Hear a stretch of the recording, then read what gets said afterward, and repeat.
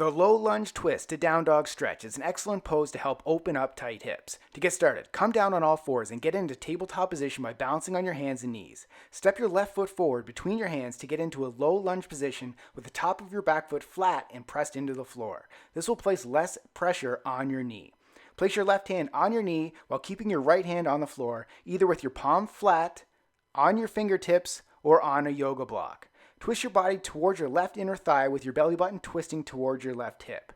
Once you reach the position of this stretch, if you feel comfortable, press your left knee away from you. You should also feel this in your inner groin. Hold until you feel your hips loosen up, then come back to tabletop position on your hands and knees and move into down dog for a few seconds to release.